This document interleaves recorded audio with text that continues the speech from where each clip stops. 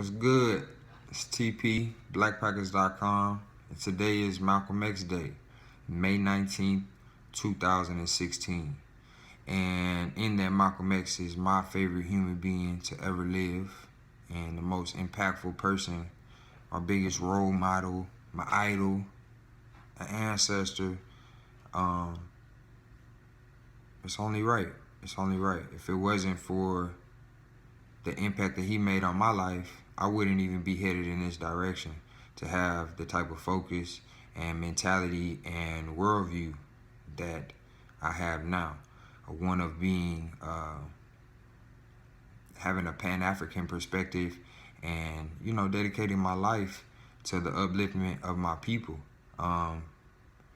individually, as family, and then, as a collective, as an ethnic group, as African people globally, irrespective of so many other things, and recognizing that we all dealing with the same problem and that we all are our own solutions to this problem. It's ourselves, and speaking truth, words, sound of power, and being dignified, being unafraid to be contrary to everything that they say that we are.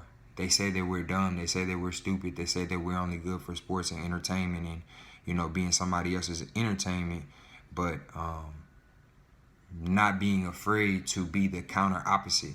And by being the counter opposite, not feel like, I'm acting white. Or if I'm reading a book, then I must not be really black. You see what I'm saying? Or if I'm successful, then I have to do it in a compromising way. So all of those things and all those spirits I feel like I've gained from him, and being unapologetically African and being proud of who I am. For sure, Malcolm is one of the huge people who receives credit for that. But he was put into my hand at like 13 or 14 years old. I had a cousin, my cousin Bird. He is like a super important person to me as well. He gave me the autobiography of Malcolm X and a couple other books in middle school.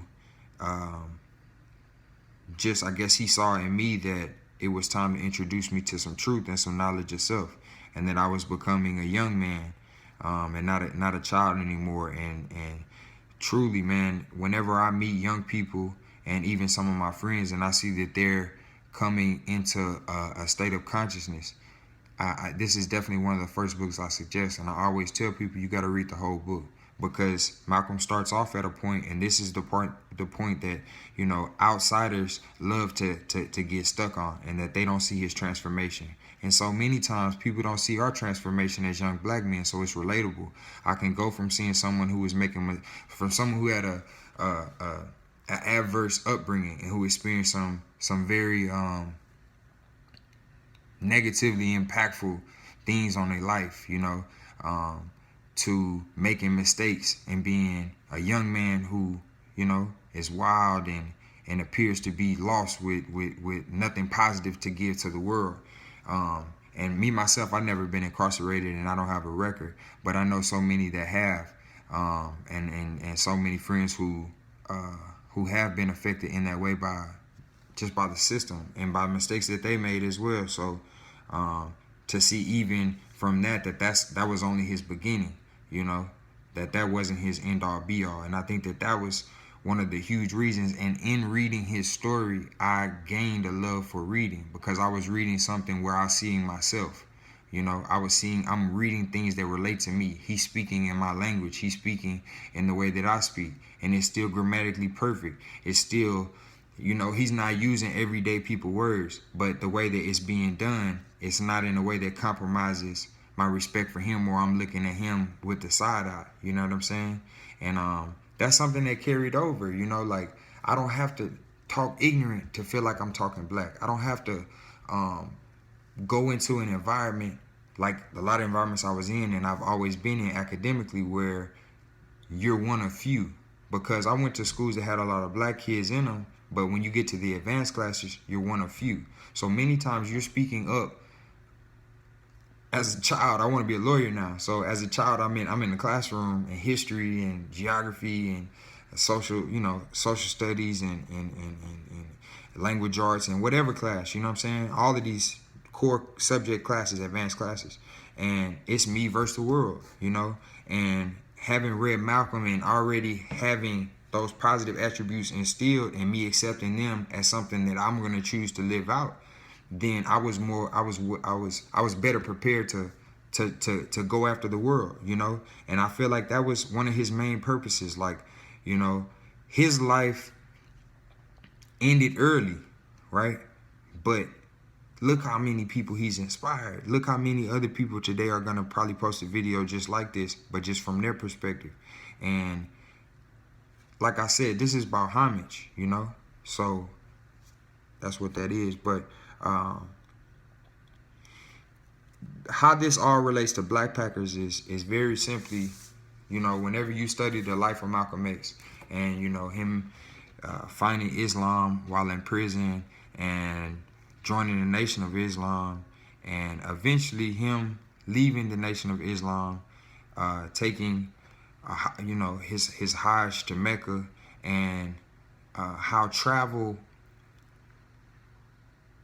changed his mindset, where he began to see life and the world outside of this illusion that the West and that specifically the United States has created, and the fucking colored crayon box. You feel what I'm saying? Like, I'm black, I'm an African, you feel what I'm saying? All of that. But at the same time, I'm a human. We're all humans. So, yeah, I can get on white supremacy all day long. I'm gonna ride or die for my people. You see what I'm saying? Unapologetically. But at the same time, I can't go around just carrying hatred on my heart. Yeah, I've been hated for all these centuries, and I've been mistreated because of who I am and the color of my skin and all of these, just because of I'm a person of African descent. But my response and my way out of this system isn't by hating everybody back. It's not even about hating the person that hate me back. They're gonna get theirs. It's about, I'm gonna recognize this. I'm gonna speak what needs to be spoken. I'm gonna speak the truth that needs to be spoken. But I'm not gonna allow white supremacy to make me walk down the street, and if I see just a person who happen to be of European descent, I hate you. You a cracker, you a devil. That's not what that's about. You see what I'm saying? Like, we the Moors, we the one that know better. We the ones that taught the world all these ethics and morals. You see what I'm saying? So that's European, that's the baby brother.